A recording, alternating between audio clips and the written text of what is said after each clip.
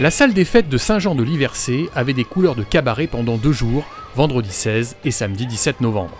À l'initiative du comité des fêtes, la troupe de l'Entrepôt, située à Périgny, composée de chanteurs et de danseurs, a proposé un dîner-spectacle tout en plumes, strass et paillettes aux quelques 250 personnes attablées.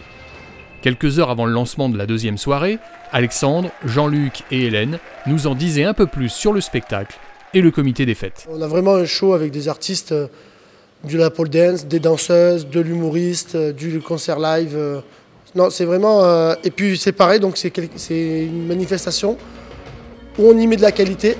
Et les gens, quand ils ont l'habitude de connaître la salle des fêtes ici, la voient transformée comme ça en mode cabaret, et bien ouais, ça donne envie de sortir et on sort à Saint-Jean. Oui, c'est peut-être une soirée qui coûte un peu cher, mais nous, voilà, c'est un choix.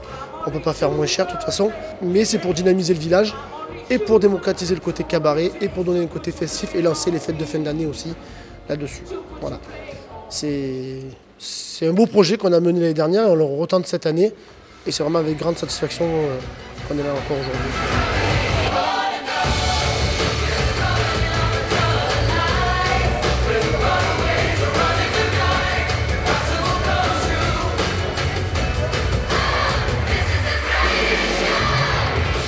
C'est sous l'impulsion de quelques habitants du village et la mairie de Saint-Jean-de-Liversay, en mai 2014, que le comité des fêtes a vu le jour. Et donc du coup de cette réunion est sorti un groupe et qui a monté cette association, donc le comité des fêtes Liversois, dont je suis le président avec mon vice-président Jean-Luc.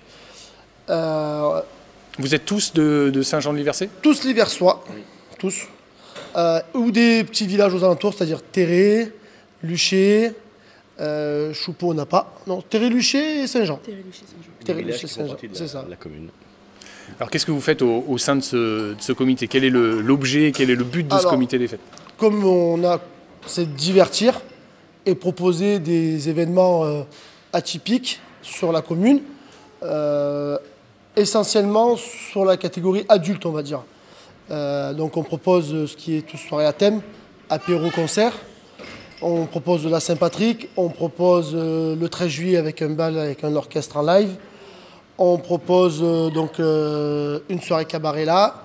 Et après, on a autre chose, mais qui est plus populaire, on va dire, c'est le loto, qui lui nous permet justement d'orienter nos soirées comme celle-ci sur ce week-end, où on cotise les fonds pour pouvoir offrir aux gens une soirée digne d'un cabaret à un prix beaucoup plus intéressant. On est une vingtaine maintenant de bénévoles. Ça fait du monde, mais il en faut, parce que chacun a sa petite place. Donc on est 2 ou 3 en cuisine. On a l'équipe des filles qui est à la déco. On a une grosse équipe qui fait pas mal de boulot. Donc c'est Hélène qui surplombe tout ça, toute la com. Et après on décide tous ensemble avec Émilie qui ont leurs idées. Et après on a tout ce qui est les mails, les garçons, pour tout ce qui est décor, manutention, voilà. Chacun a son petit truc. Logistique. Et on est quasiment 100% autonome sur la sauce, c'est-à-dire qu'on a tout le matériel nous appartient. Qu'est-ce qui fait qu'on a envie de s'investir dans un comité des fêtes ?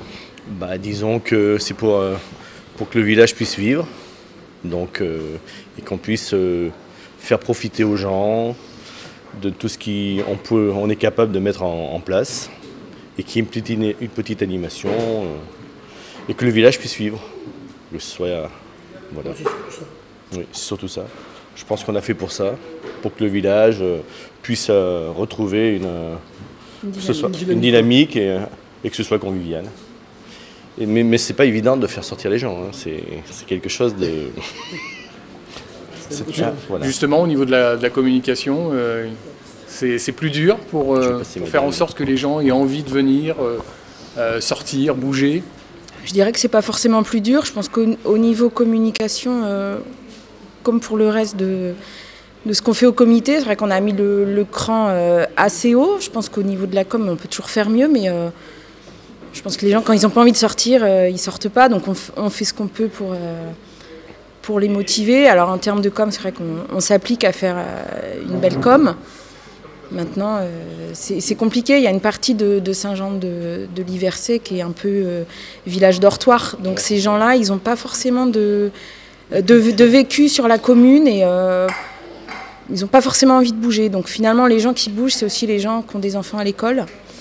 La population qu'on a plus de mal à voir, c'est les très jeunes couples qui n'ont pas encore d'enfants, pas d'enfants scolarisés, et les personnes plus âgées.